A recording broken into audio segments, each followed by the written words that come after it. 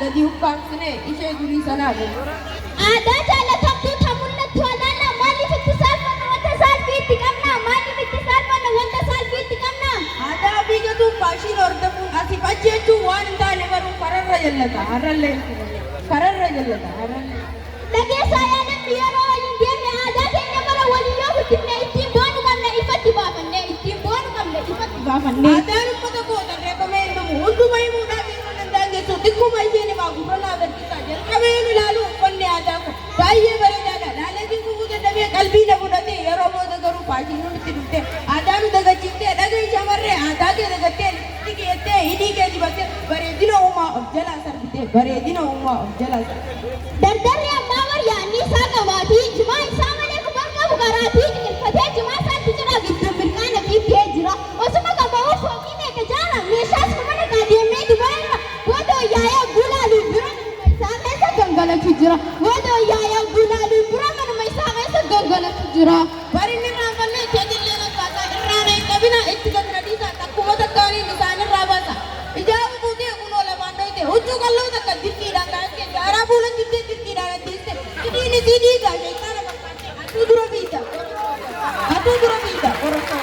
Huccuu irraa baastee ganda keessa bullaa waa takka sodaattuu kan hin qabdu saala kaan dalagaan isii gama isiidha osoo isii ilaaluu kufee boolla osoo isii ilaaluu kufee boolla. Waa takka dhageessu haadhaa babbaatiin ijaa'uma kana harkaa jibbitii yookaan jabbeettiin hirmaatiin loltii ammoo waa jira hin dandeenye nuti ammoo waa jira hin dandeenye. Isaan daran ilaalchisi fakkaata sirna turti qoyooniif diddibataa mataa jala qoree fayyadu dootaa kophaa jalbaa horii maraata fakkaata amma callaa baasee warra caccabsata askanni abbiyaan barcaa guyyaa takka har'anii irraanfattee guyyaan ittiin maata adis nu gadi gaawumni callaa ispiraayita adis nu gadi gaawumni callaa ispiraayita. Taata deeganyaan ammanii diddibatii hidhii diimammattee bireecha fakkaattee rifeensa saqqattee akka gaalaatti ibsan dhaabbattu maraa irra jirti ibsan dhaabbattu maraa irra jirti. Fakkaata dabalee akka isiiti maal gaazexeessa turte hanga ammaatti seeguutii jira habiibti aduun natti baate osoo seeguuti dafii hoottu samiin baraniitu dafii hoottu samiin baraniitu. Miilli na dhukkube osoo seeguuti siyaajiitiin jira dhugotti ittiin akka waan abbaa isitti siyaajiitiin jira dhugotti ittiin akka waan abbaa isitti.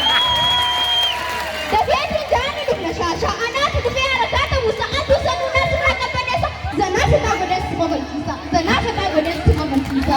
Waan ajaa'ibatiin akkaasitti himaa dhalaa biqiilii ol kan jedhatana malaa walima dhalaatu uffataa kopoo dhiiraa nuti sarramuuta kan uffachuu kan bushiita nuti sarramuuta kan uffachuu kan bushiita. Dargaggeessa jamaa waa beeku fakkaata haadhaaf yaabbattis mataadha jabaata waa takka sodaatu dafka abbaa taa'ee nyaachuudha jaalata gabana ammaatee halkanii fi guyyaan nutti wal fakkaatu gabana ammaatee halkanii fi guyyaan nutti wal fakkaatu. Karaarratti dagallee baashina wayyaamne har'a kanaa dhufeennee aadaa Yihudaa hordoffitti kaane siinqii guyyaa